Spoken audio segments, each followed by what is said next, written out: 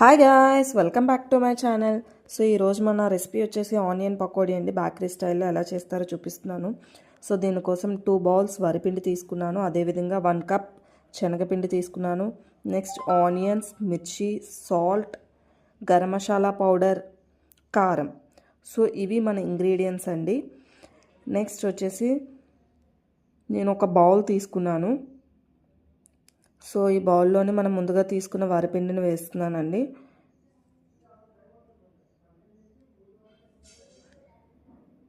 అదేవిధంగా శనగపిండిని కూడా వేస్తున్నాను.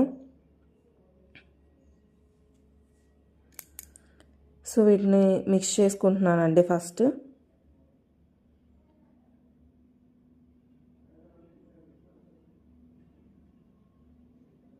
సో ఈ విధంగా మిక్స్ చేసుకోవాలండి. నెక్స్ట్ వచ్చేసి ఆనియన్స్ యాడ్ చేస్తున్నాను.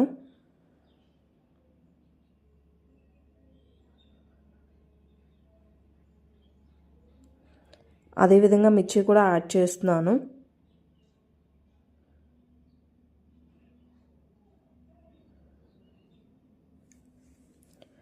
అదేవిధంగా రుచికి సరిపడా సాల్ట్ కూడా యాడ్ చేస్తున్నానండి.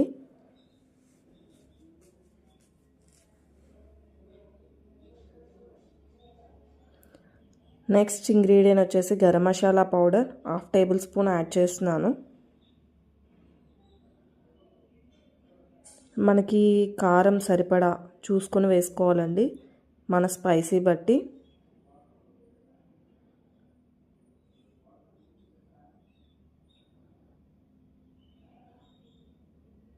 సో ఈ విధంగా వేసిన తర్వాత అన్నిటిని ఒకసారి మిక్స్ చేసుకోవాలండి.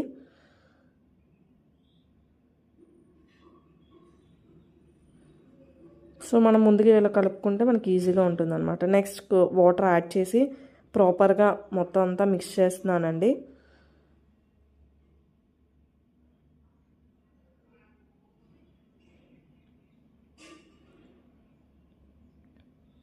సో కొంచెం కొంచెం వాటర్ పోసుకుంటూ ఈ విధంగా మిక్స్ చేసుకుంటూ ఉండాలి, ఈ టెక్స్చర్లో వచ్చేలాగా.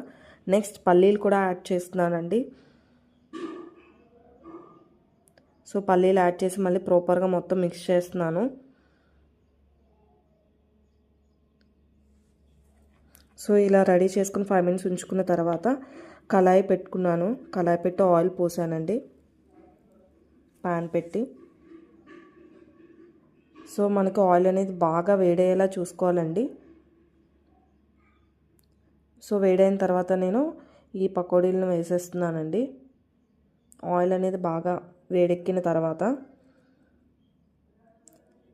సో ఇలా వేసిన తర్వాత మనం గోల్డెన్ బ్రౌన్ కలర్లో వచ్చేంత వరకు వేయించుకోవాలి. సో ఈ విధంగా గోల్డెన్ బ్రౌన్ కలర్లోకి వచ్చేసాయండి.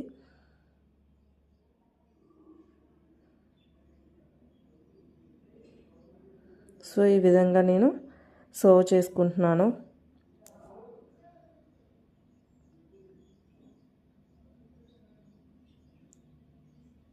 ఫైనల్లీ మనకు పకోడీ రెడీ అయిపోయిందండి. సో నేను మా ఇంట్లో వాళ్ళకు కూడా టేస్ట్ చూడటానికి అని చెప్పి ఇచ్చేసాను. సో ఇదైతే అందరూ చాలా ఇష్టంగా తింటారు. సో మీరు కూడా డెఫినెట్లీ ట్రై చేయండి. And please like and subscribe to my channel.